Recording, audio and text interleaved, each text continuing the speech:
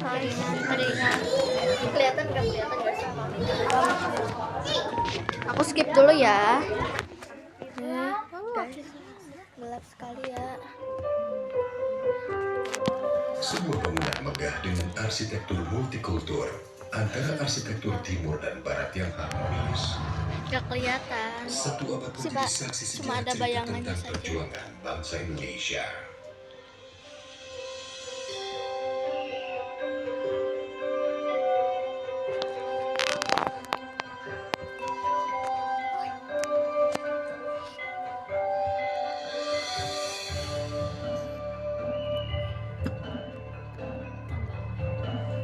Bangunan itu akrab disebut Gedung Sate.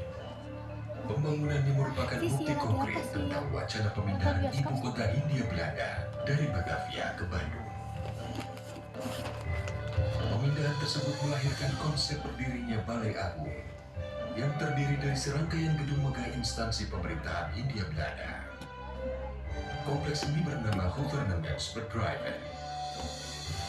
Gedung Sate adalah gedung pertama yang dibangun dalam kompleks tersebut. Tahun 1924, Gedung Sate rampung dikerjakan. Dari segi arsitektur, Gedung Sate mendapatkan pengakuan sebagai mahakarya karena berhasil memadukan berbagai elemen nilai arsitek kebudayaan timur dan barat dengan serasi. Sejak diresmikan pada tahun 1930, Gedung Sate difungsikan sebagai kantor pusat Departemen Van Verkeer en Waterstaat dan Sentrale Bibliotheek. Departemen Van Verkeer en Waterstaat merupakan jabatan pemerintah Hindia Belanda yang berfungsi untuk mengelola sumber daya air dan manajemen lalu lintas kala itu. Sentrale Bibliotheek merupakan perpustakaan dengan koleksi gabungan dari 7 jabatan pemerintahan Hindia Belanda. Penggabungan ini menjadikannya sebagai perpustakaan terbesar di Asia Tenggara. Waktu berlalu hingga terjadinya Perang Dunia Kedua. Jerman di bawah kepemimpinan Hitler menguasai Polandia pada 1 September 1939. Peristiwa ini menimbulkan efek domino ke seluruh dunia, termasuk kota Bandung.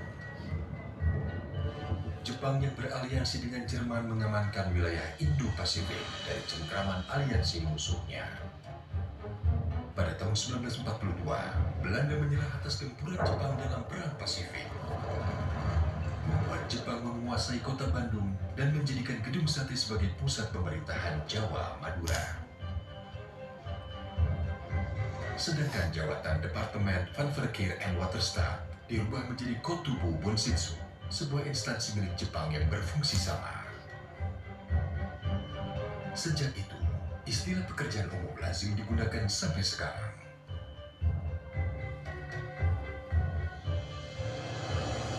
Pada tanggal 6 sampai 9 Agustus 1945, Amerika Serikat menjatuhkan bom atom di Hiroshima dan Nagasaki, Jepang.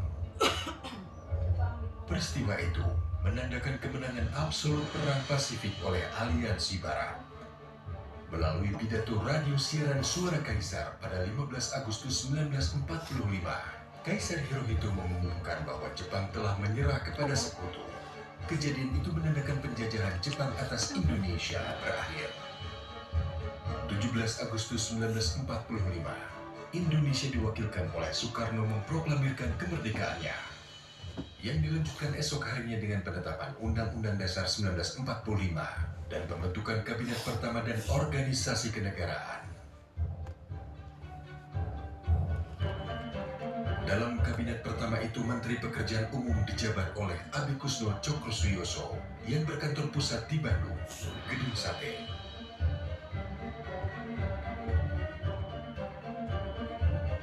Walaupun sudah memproklamasikan kemerdekaannya, Indonesia tidak serta-merta menikmatinya secara utuh. Pada tanggal 4 Oktober 1945, tentara sekutu yang diikuti oleh Nika dan Burka memasuki kota Bandung untuk merusak kedaulatan NKRI. Pada tanggal 3 Desember, pasukan sekutu menyerang Gedung Sate. 21 orang pemuda dari Angkatan Muda DKI berjuang habis-habisan mempertahankan Gedung Sate. Sebagian besar terluka berat dan 7 orang dinyatakan hilang.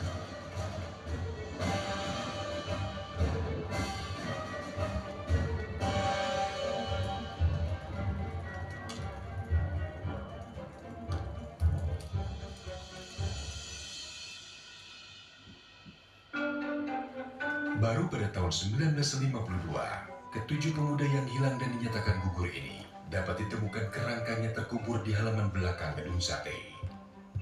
Kerangka ini kemudian dipindahkan ke Taman Makam Pahlawan Ciputra. Ketika Insinyur Hadi Juanda menjabat sebagai Menteri Pekerjaan Umum, tanggal 3 Desember ditetapkan untuk diperingati sebagai Hari Kebaktian Pekerjaan Umum.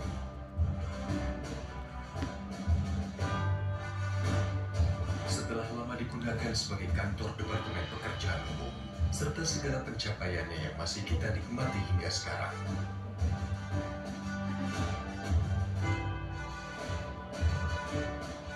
Tahun 1980, Gubernur Jawa Barat Aan Kunaifi memindahkan kantor Pemprov Jabar dari Gedung Kertamukti di Jalan Braga ke Gedung Sate.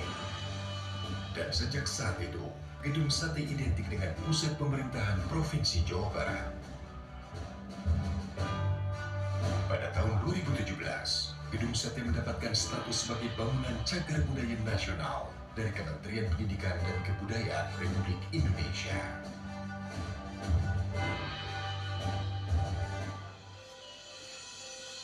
Gedung Sate, mahakarya klasik tak lekang oleh waktu. Sebuah landmark Jawa Barat yang kita jaga dan cintai. Menjadi saksi sejarah perjuangan bangsa Indonesia agar menjadi bangsa gemah ripah repeh rapi.